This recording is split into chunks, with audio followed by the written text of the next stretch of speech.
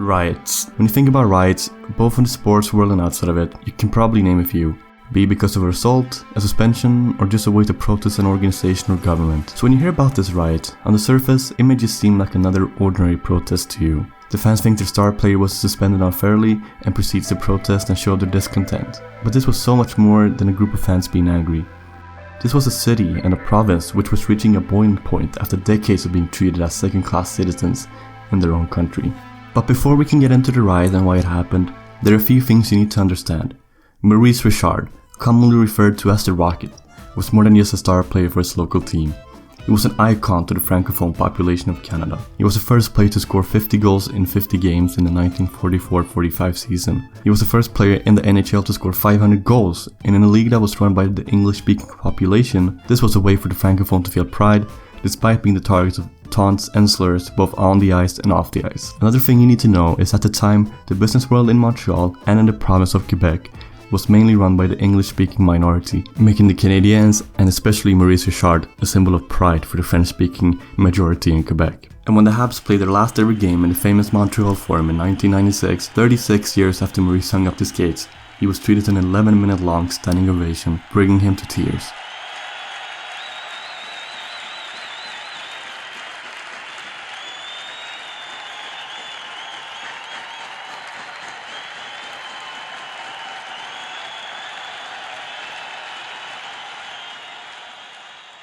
And while Maurice was most famous for putting the puck in the net and winning a total of 8 Stanley Cups, there was a different incident on the ice that would ultimately lead to something even bigger than winning hockey games.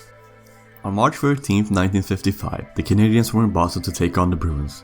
At the same time, Maurice was chasing his first ever Art Ross trophy, an award he'd never won before. While he was going up against his teammates Bernie Geoffrion and John Beliveau, the Habs faithful wanted to see their hero Maurice win it. As any star player would be, Maurice was often the target of slashes and holdings that went unnoticed. Nice to see things haven't changed compared to today's game, but Maurice was struck in the head with a stick by Bruins player Hal Lacoy, a strike that would eventually result in 5 stitches to the head of Maurice. When the play was blown dead, Maurice retaliated. Lacoy had dropped his gloves, but Maurice skated up and struck Lacoy with his stick, eventually breaking his stick. While the linesmen were trying to separate the two players, Maurice landed 2 punches on linesman Cliff Thompson, giving him a black eye. 3 days later, league president Clarence Campbell summoned Richard, the Habs assistant GM, and their coach to a hearing, along with the other parties in the incident. Richard was suspended for the rest of the season and the coming playoffs, thus destroying his chance to win the Art Ross Trophy and the Stanley Cup. Bernie Geoffrion ended up winning the scoring title, but was booed by the Habs fans when he did. And when the suspension was made public, chaos ensued. Calls were made to the NHL headquarters with death threats to Clarence Campbell, and things wouldn't get better, as the day after, on March 17th, the Canadiens were taking on the Detroit Red Wings, a game which Campbell was going to attend. Protests started even before the game itself. Hundreds of people were gathered outside the Montreal Forum to protest Campbell. The game started, but Campbell was nowhere to be seen. After 5 minutes of playtime, he shows up and takes a seat. Campbell was never late, but it wouldn't be long until all hell broke loose. After a while, obvious started raining down on Campbell. A fan went up to him to offer a handshake, but instead punched Campbell in the face. And then, a tear gas bomb exploded, forcing all the fans and Campbell out of the building. The game was cancelled, with Detroit getting the win 4-1. Outside, things didn't calm down. People turned over cars and set them on fire. The windows of the forum were crushed, and the riot went on for 7 hours. The final result? Over $100,000 worth of damage down a 5-kilometer stretch of St. Catherine Street, with stores looted and things being set on fire, and eventually over 100 arrests.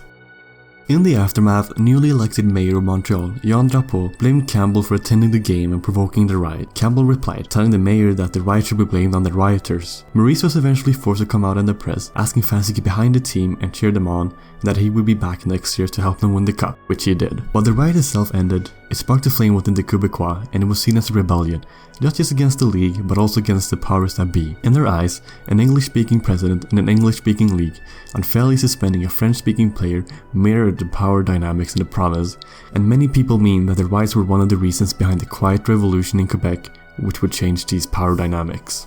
While the Habs didn't win the cup in the 1955 season, for Maurice, life would go on as usual, scoring goals and then winning an incredible 5 Stanley Cups in a row, starting in the 1956 season, a feat not accomplished since, not even by Wayne Gretzky.